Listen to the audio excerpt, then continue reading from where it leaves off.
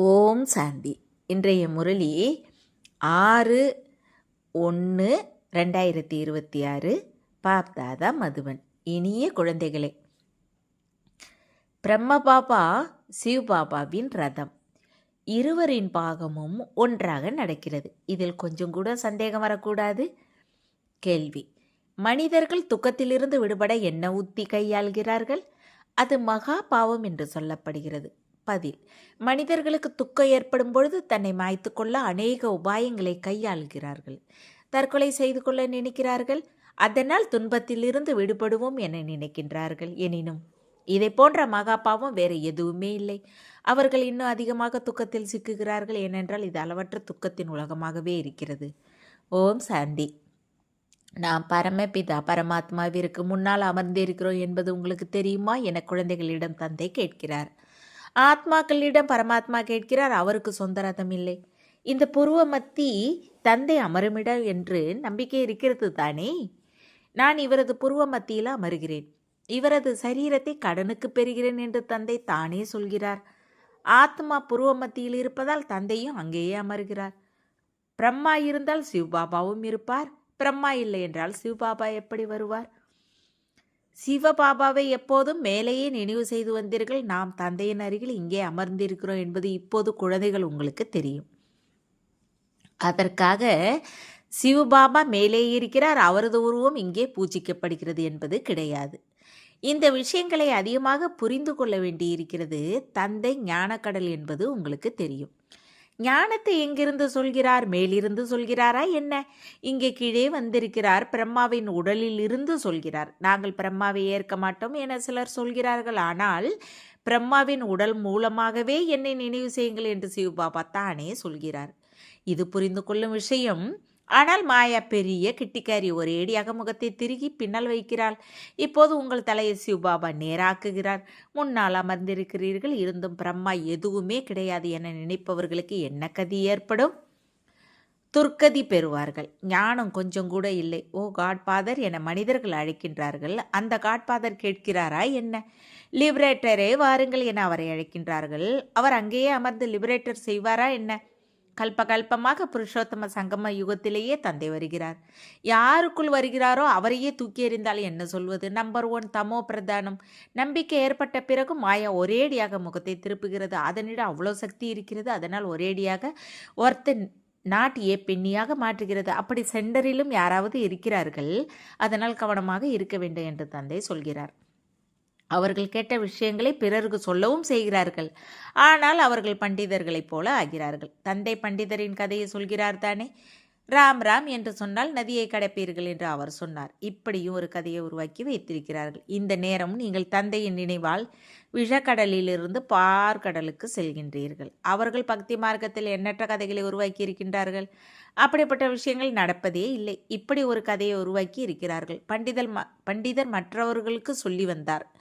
ஆனால் தான் அப்படி செய்ய முடியவில்லை. தான் விகாரத்தில் சென்று கொண்டே இருந்து மற்றவரை விகாரமற்றவராக மாற வேண்டும் என்று சொன்னால் அவருக்கு என்ன தாக்கம் ஏற்படும்? அப்படிப்பட்ட பிரம்மகுமார் குமாரிகளும் இருக்கின்றார்கள். தனக்கு நம்பிக்கை இல்லை. பிறருக்கு சொல்லிக்கொண்டே இருக்கிறார்கள். அதனால் ஆங்காங்கே சொல்பவர்களை விட கேட்பவர்கள் வேகமாக முன்னேறி செல்கிறார்கள்.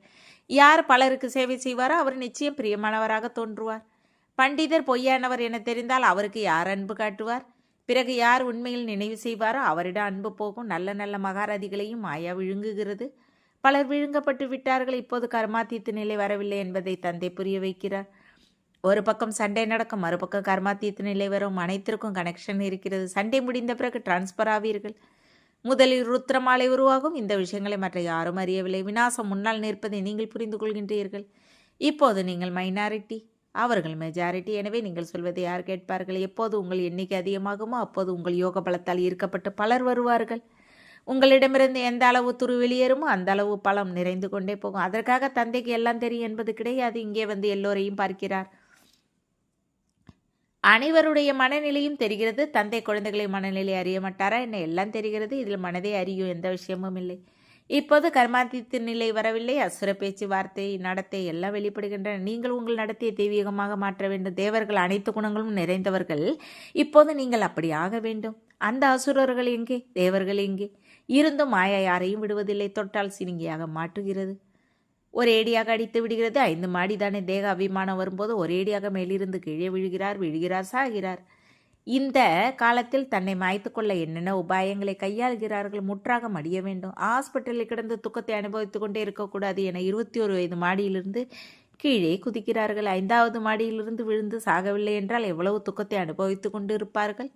சிலர் தனக்கு தீ வைத்துக் கொள்கிறார்கள். ஒருவேளை யாராவது அவரை காப்பாற்றினால் அவர் எவ்வளவு துக்கத்தை சகித்து கொள்ள வேண்டியிருக்கிறது.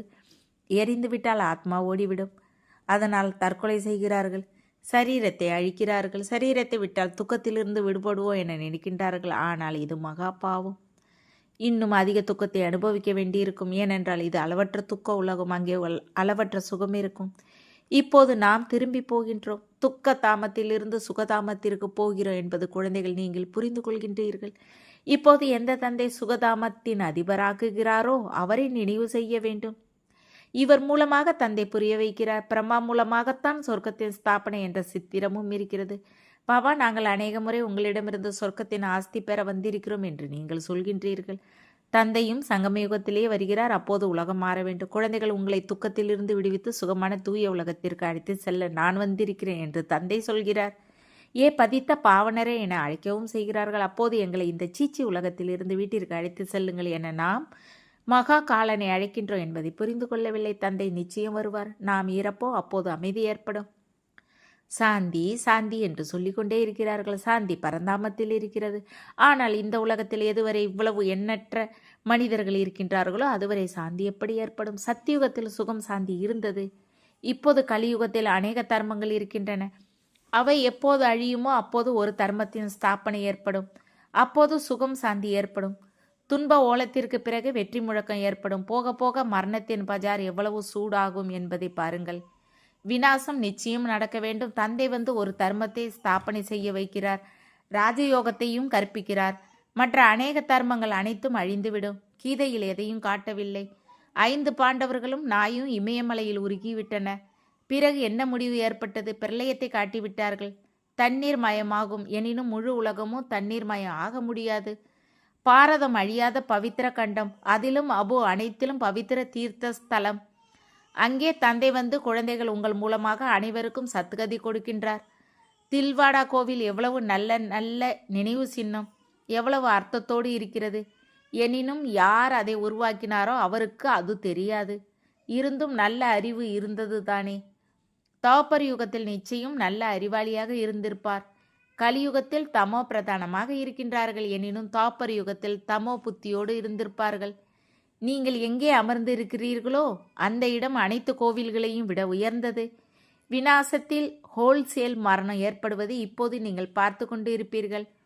ஹோல்சேல் யுத்தம் பெரிய அளவில் நடக்கும். அனைவரும் அழிவார்கள். ஒரு கண்டம் மட்டும் மீதம் இருக்கும். பாரதம் மிக சிறியதாக மாறும். மற்ற எல்லோரும் அழிவார்கள். சொர்க்கம் எவ்வளவு சிறியதாக இருக்கும். இப்போது இந்த ஞானம் உங்கள் புத்தியில் இருக்கிறது. ஒருவருக்கு புரிய வைப்பதற்கும் நேரம் பிடிக்கிறது. இது புருஷோத்தம சங்கம யுகம். இங்கே எவ்வளவு எண்ணற்ற மனிதர்கள் இருக்கின்றார்கள். அங்கே எவ்வளவு குறைவான மனிதர்கள் இருப்பார்கள். இவை எல்லாம் அழிந்துவிடும். உலகின் வரலாறு புவியியல் ஆரம்பத்திலிருந்து ரீபீட் ஆகும். நிச்சயம் சொர்க்கத்திலிருந்து ரீபீட் செய்வார்கள். பின்னாலிருந்து ஒன்றும் ஆரம்பிக்க மாட்டார்கள். இது அனாதி நாடக சக்கரம். இது சுற்றி கொண்டே இருக்கிறது. இந்த பக்கம் கலியுகம், அந்த பக்கம் சத்தியுகம். நாம் சங்கம யுகத்தில் இருக்கிறோம். இதையும் நீங்கள் புரிந்து கொள்கின்றீர்கள். தந்தை வருகிறார். தந்தைக்கு ரதம் நிச்சயம் தேவை. இப்போது நீங்கள் வீட்டிற்கு போவதை தந்தை புரிய வைக்கிறார். பிறகு இந்த லட்சுமி நாராயணர் ஆக வேண்டும். அதனால் தெய்வீக குணங்களையும் தாரணை செய்ய வேண்டும். ராமராஜ்யம் மற்றும் ராவண ராஜ்யம் என்று எதற்கு சொல்லப்படுகிறது என்பதும் குழந்தைகள் உங்களுக்கு புரிய வைக்கப்படுகிறது. அழுக்கிலிருந்து தூய்மையாகவும் பிறகு தூய்மையிலிருந்து அழுக்காகவும் எப்படி ஆகின்றீர்கள்? இந்த விளையாட்டின் ரகசியத்தை தந்தை அமர்ந்து புரிய வைக்கிறார். தந்தை ஞானம் நிறைந்தவர். விதை ரூபம் சைத்தன்யமாக இருக்கிறார். அவரே வந்து புரிய வைக்கிறார். முழு கல்ப மரத்தின் ரகசியம் புரிந்ததா? இதில் என்னென்ன நடக்கின்றன? நீங்கள் இதில் எவ்வளவு பாகத்தை நடிக்கின்றீர்கள் என்பதை தந்தையே சொல்வார்.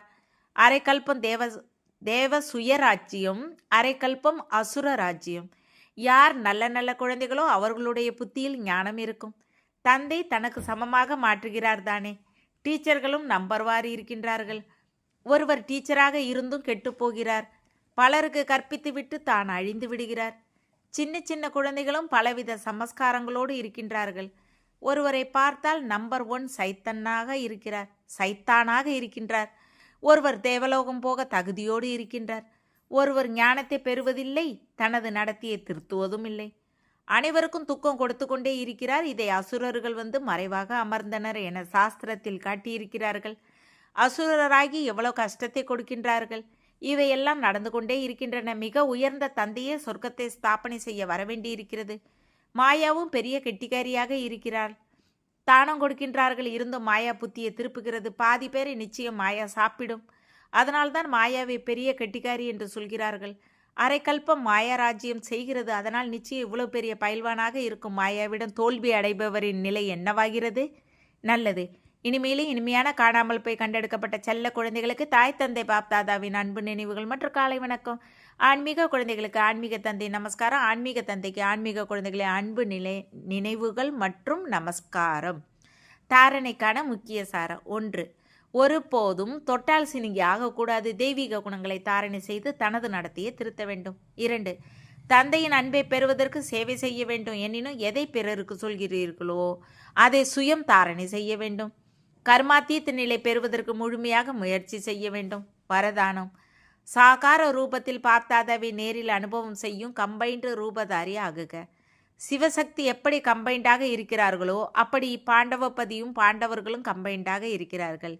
யார் இப்படி கம்பைன்டு ரூபத்தில் இருப்பீர்களோ அவர்கள் முன்னால் பாப்தாதா சாகாரத்தில் அனைத்து சம்பந்தத்தோடு நேரில் இருப்பார். பாப்தாதா நேரில் வந்தார், கையை பிடித்தார் என்பதை புத்தியில் அல்லாமல் கண்களால் பார்ப்பீர்கள், அனுபவம் செய்வீர்கள். இப்போது நாளுக்கு நாள் இதை இன்னும் அதிகமாக அனுபவம் செய்வீர்கள். எனினும் ஒரு தந்தையை தவிர வேற யாரும் இல்லை என்ற பாடம் உறுதியாக இருக்க வேண்டும். பிறகு நிழல் தொடர்வதைப் போல பாப்தாதா கண்களிலிருந்து மறைய மாட்டார். சதா முன்னால் இருக்கும் அனுபவம் ஏற்படும். ஸ்லோகன்.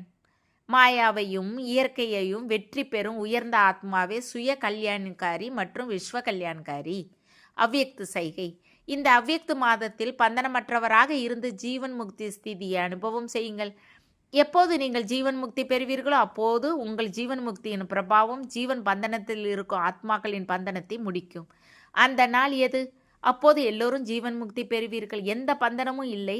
எல்லா பந்தனங்களிலும் முதலாம் பந்தனம் தேக உணர்வின் பந்தனம். அதிலிருந்து முக்தி பெறுங்கள். தேகமில்லை என்றால் மற்ற பந்தனங்கள் தாமாகவே முடிந்துவிடும். ஓம் சாந்தி. தேங்க்ஸ் பாபா.